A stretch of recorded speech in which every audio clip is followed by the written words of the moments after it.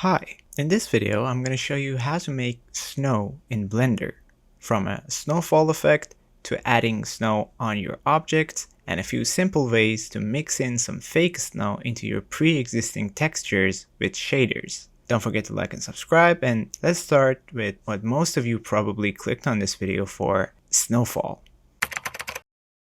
Before we get any snowfall, we are going to need some snowflakes to use as particles. Now, I've seen people use ICO or UV spheres, which I don't really like because the snowflakes in real life don't actually look like spheres. So instead, we're going to first add a plane. Press Tab to go into edit mode, select two of the vertices, press Ctrl-Shift-B to bevel them. Then we're going to move around the vertices and make a snowflake shape. Let's pull this up, get a shader editor, split it in two, and get a UV editor. In the shader editor, I'm going to create a new material and call it snowflake. Then I'm going to drag in this image of how actual snowflakes look like, link in the description, and we're going to use this image as the base of our texture. Plug the color output into the base color input of the BSDF, and this is what we get. We're going to press Tab to go into edit mode, press A, U, and unwrap minimum stretch. Then down here in the UV editor, press A to select the UV island, then S and scale it down and align it with one of the snowflakes in the image. In the shader editor, press Shift A and add a mix color and increase the value of the white color in the B socket. Then press Shift A and add a color ramp, and let's switch to render view. Plug the color into the color ramp and the color ramp into the factor of the mix node. Now by moving this handle to the left, you can make your snowflake wider. Let's set the roughness to 0.4, then Shift D to duplicate our color ramp, plug the color into it, then plug the color ramp into the alpha of the BSDF. Then move the white handle as far as you can to the left to get rid of the black parts of the image. Now the texture is fine, but this is still a plane, so depending on the direction of the light, one side is going to be covered in shadow. To fix that, we're going to press Shift A and add an add shader between our BSDF and our material output node. Then we're going to add a translucent shader, plug the alpha color ramp into it, and then plug it into the second socket of the add shader.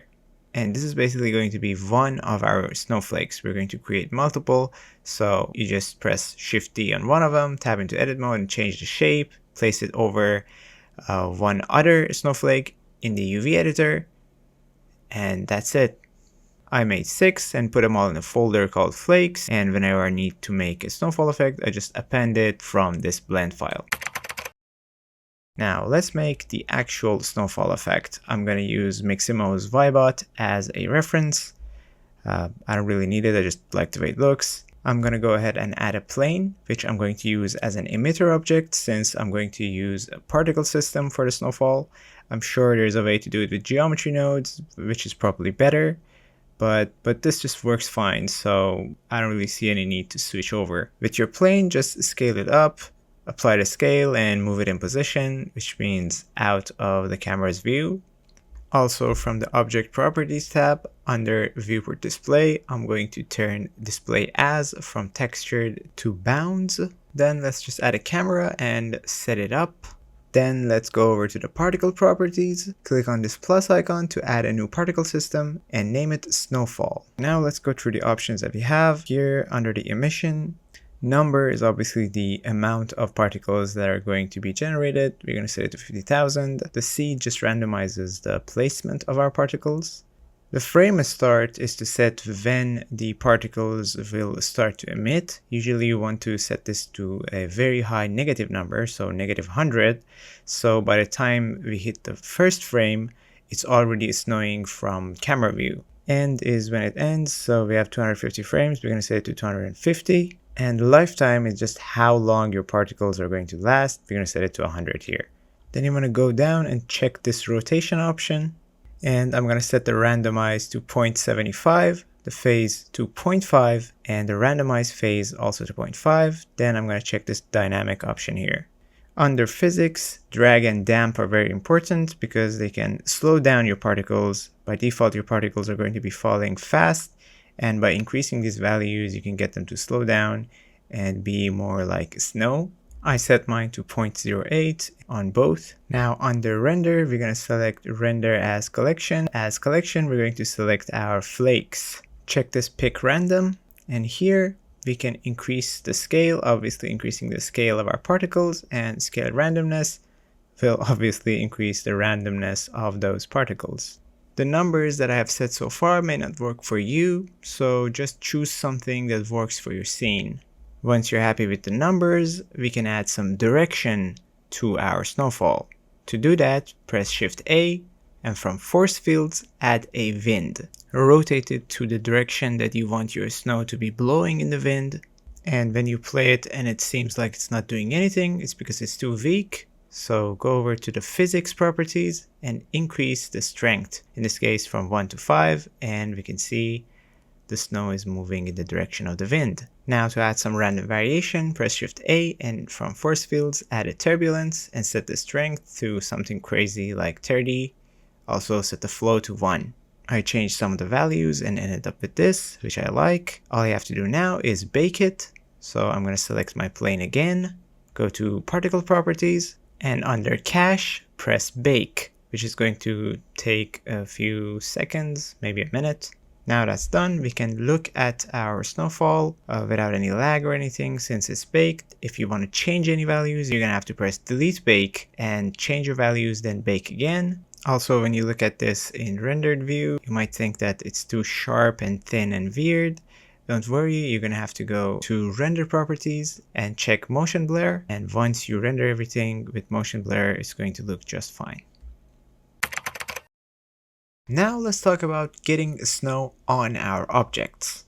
You can either add a shader to the texture of your object or add a separate object on top of your main object, in our case this wooden log model that I got from sketchfab. To do that, we're going to use the real snow add-on that is free and comes with Blender. We're just going to go up to the edit, preferences, search for snow, and real snow add-on, and we're going to activate it. Once you activate it, it will appear on the side panel here, and it's pretty straightforward. It has a coverage, which by default is set to 100%, which means it's going to cover 100% of your object, and the height, which is the height of the snow. We're just going to use the default setting here, select the object, and press add snow. Now, one of the problems with this add-on is that it's very demanding, and if you want to cover a large area or a terrain, you're going to need a very good PC, which I don't have. I have an RX 6600 XT, which is okay, but pretty low-end GPU. And if you're like me, you should be very picky on where you use this add-on and try to minimize its usage by better camera angles and other methods. But overall, it's really good, and it comes with a snow shader that is really good. The creator of this add-on also has a geometry node setup that's available for free on SuperHive, and this add-on will not receive any updates. It works with Blender 5.0, but who knows what's going to happen later. To optimize this a bit, I'm going to turn down this decimate modifier ratio to 0.1, and I'm going to check adaptive subdivision and set pixel size to 4. Also, if you think the snow is too uniform and there's no variation, you can use a displace modifier. For example, I'm going to add some snow to this plane, and if I add a camera and look through the camera view, you can see that it's very flat. So I'm going to come here and add a displace modifier, select new, then select this icon, select new image, and from up here, you can use most of these. Let's just go with this Stucci one. I'm not sure if I'm pronouncing it right. Down here, let's increase the scale and go back to our modifier stack and turn the strength down to like 0.2, 0.3. And by tweaking that strength and the scale, you can get different results and what suits you best. One thing, make sure to place your displacement modifier before the sub-D modifier, otherwise apparently we'll lose the adaptive subdivision option. And one more tip here is that you can subdivide your base plane a couple times, and in edit mode only select the faces that show up in your camera view, and in object mode check this selected faces option, and the snow will be added only to those faces, saving you some performance and speeding up your viewport a bit. But what if you want to add a snow to something more intricate, for example this tree? If I just select the tree and add a snow, we're going to end up with this. Even if I decrease the coverage percentage and the height, the result is still not going to be good. Well, in these situations, you're going to have to work a bit more. We're going to press tab to go into edit mode, and then let's say we want the snow to set only on the branches of the tree. So we're going to hide every other part of the tree and only leave the branches. Then we're going to zoom in and select some of the faces that face upwards. Then we're going to press Shift G, and from the select similar menu, we're going to select normal. Then we're going to increase this threshold, and at the right value you can see that the bottom faces, well, most of the bottom faces aren't selected. With only those faces selected, we're going to tap out of edit mode. Then we're going to check this selected faces option again, adjust our height and coverage, and add snow. And this time you can see the snow is only on the places that we want. But in rendered view, you can see that the tree is too green. And this brings us to the third part of this video. How do we incorporate a snow shader on top of the main shader of our objects? Well, it's very simple and we've already done it. We're going to do the same thing we did with the snowflakes. We're going to take the albedo texture of our object, run it through a color ramp, and use it as a factor in a mix color node with our albedo connected to the A socket and a white color for the B socket. And when you drag the white handle to the left, your main texture gets wider and wider, and from a distance it looks like it's covered in snow or it's frozen. Besides that, if you want the snow to gather in the crevices of an object, let's say this wall, you can use an ambient occlusion node. Let's set up the previous shader with a color ramp and a mixed color node. Press Shift A, add an ambient occlusion, a color ramp, and a math node. Plug the color ramp into the A socket of the add node, the bottom color ramp into the B socket, and the result into the factor of the mix node. Now you can see that our math node has added the detail from the ambient occlusion on top of the shader that we previously made, and now there's a snow in the crevices. The reverse is also easily achievable. Let's say you don't want snow to gather in the crevices. You simply set the math node from add to multiply and flip the two handles of the color ramp from the ambient occlusion node. And finally, let's say you want the shader to only affect the top of the object to make it look like snow has gathered on top. And to demonstrate, let's just use this cube. Let's add a color input for the color. Now let's get a texture coordinate node and a separate XYZ. You can also use a separate color node, doesn't make a difference, but we're going to use a separate XYZ and plug the normal into the vector. Then let's get a mix node and use the Z output of our separate XYZ as the factor of the mix node. Plug the color into the A socket, and again we're going to use a white color to represent the snow on the B socket. Now we can see the snow has gathered on top of our cube.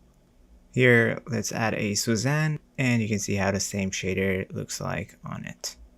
Keep in mind that you can always use the snow shader from the real snow add-on instead of the simple white color in the B socket of the mix node. You just get a mix shader node, put your color into the B socket, the snow shader into the A socket, and use the color ramp as a factor for the mix shader node. But you usually use shaders like this for objects that are far into the background or very small, so I think this is just a waste of performance. And that's it. If this video was helpful, like and subscribe for more stuff, and thanks for watching.